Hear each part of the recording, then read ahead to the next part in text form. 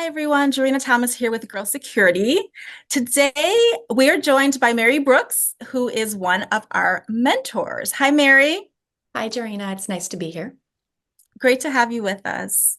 So everyone, today we're going to talk about being a scrappy and how to make opportunities for yourself, find out where the opportunities are, and to chart your own path, particularly if you're from a rural area. So, Mary, I'm just going to jump right into our first question. How did you find out about opportunities where you were? Being from a more rural area of the country, I think I can really empathize with high school students or even college students or non-traditional students who feel that they are physically located in a part of the country where there are fewer opportunities to really pursue interests in national security and foreign policy. It can just seem that those are all happening a world away, and that not only are you physically separated, you don't even know how to start thinking about those opportunities because you don't know what they are. You don't even have the right questions to ask. My response to that is start asking questions. You're curious about something and you want it, go ask people in your community what they know.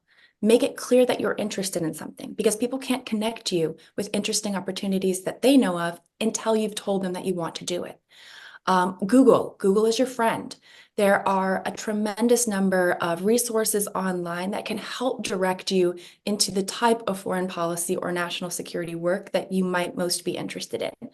At the beginning, you might just say, okay, I'm interested in this more broadly, and that's fine. But when it comes to getting actual specific roles or jobs, you'll need to, specify down. So think about right now what some of those are. The pandemic actually made a lot of opportunities virtual. So when you look now, there's a number of virtual internships that you can pursue, virtual fellowships. Many talks are now hybrid. So even DC institutions and think tanks that may be hosting a physical or in-person element also have a virtual element.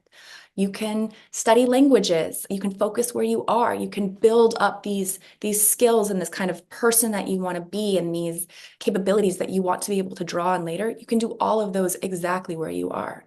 And you can kind of take advantage of what seems like fewer resources, but when you learn how to kind of craft them and help them help you drive in a direction, you may find that you actually have more to work with than you anticipated.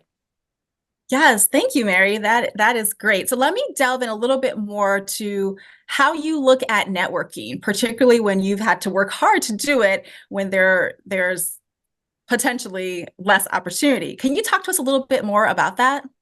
So I think networking gets a bad reputation because we think of it as printing a bunch of resumes and dropping them on people's desks or printing business cards and throwing them in people's faces. It's not that. That is not effective networking. That won't work in DC and it won't work particularly outside of DC. Instead, what I really think networking is being curious and asking questions.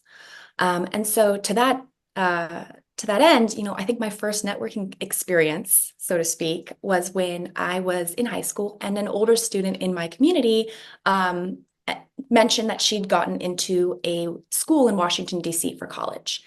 And I had never heard of the school. I had never realized that you could leave the state for college. And so I went up to her and I just said, "Hey, that is amazing. How did you do it?" She gave me her email and answered my questions. And, we went back and forth. And she made something that seemed impossible for me possible because then I could ask the questions. I could have a goal and I could go for it. Ultimately, I didn't end up going to the same school as she did, but I certainly applied to a number of them in the area because of her, because she was willing to talk to me. People love giving advice.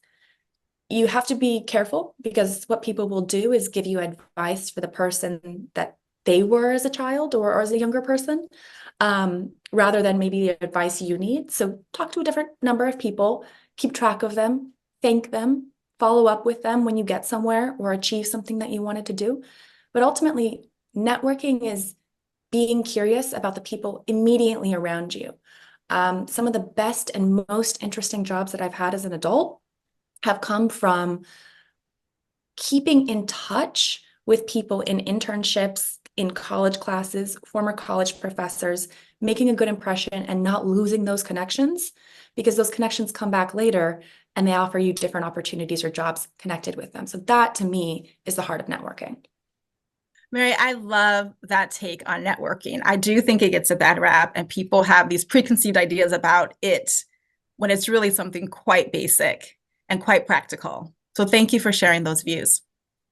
All right, so here's my last question for you, and I am so interested in what you're gonna say. How did you get this confidence to do this, particularly as a high school student, to be curious, to go up to people, to ask questions? Where did that confidence come from? Curiosity and luck. It's not confidence. It's that I wanted something. I wanted to be able to study foreign languages, and my school didn't have very many. And so I mentioned that to another teacher. She connected me with free summer classes at the local university. I wanted to learn how to go to DC. So when a student gave me that opportunity to ask them how they did it, I just wanted to know. I didn't think I could do it, actually. I wanted to keep going until I failed. So my motto was just until someone told me no, keep going. I really don't like to fail, so that wasn't very natural for me. That wasn't very easy. But it was just a matter of let's apply, let's see what I get into. And I found that actually my background helped me in a way that I hadn't anticipated. Because when you're applying for schools or fellowships or jobs later on in life, they have a lot of people who will come from Washington, D.C. They have a lot of people who will come from the Ivy Leagues. When they see a rural state, a rural college, your background may actually help you because they know what you came through to get there. They knew that you saw what you wanted and you kind of became the kind of person who could make some of your own opportunities.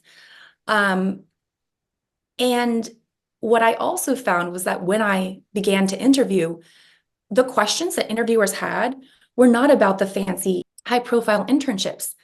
They wanted to know about the summer where I was a camp counselor in my home state. They wanted to know about, my relationship with my family and my community. They did not really care about an internship that I thought was so fancy and special that everyone would, want to kind of hire me because of it. They wanted to know far more about who I was beyond that. And I think that when people see a background that is non-traditional, they realize that you will figure things out for yourself and really be that kind of leader and self-directed person in not only your community, but then in that role for them. So you can be confident, and kudos to you if you're confident, but curiosity and just the goodwill of other people. I mean, no one gets where they are on their own. People had to connect me with opportunities. People had to care about me. And I'm grateful for those people, and I'm in touch with them. And I occasionally still send them messages to thank them. Mary, this has been so enlightening. I appreciate your refreshing take on networking, on being curious, on asking questions, and on that thought about you being different actually being an asset and not a liability. And I think that's important for people to understand as well. So thank you for sharing that. For those listening, thank you for tuning in. Make sure to check out the one-page document that is going to accompany this video, where we'll share some more tips and insight based on this conversation. Thank you so much for your time today, Mary. Thank you. It's a pleasure to be on.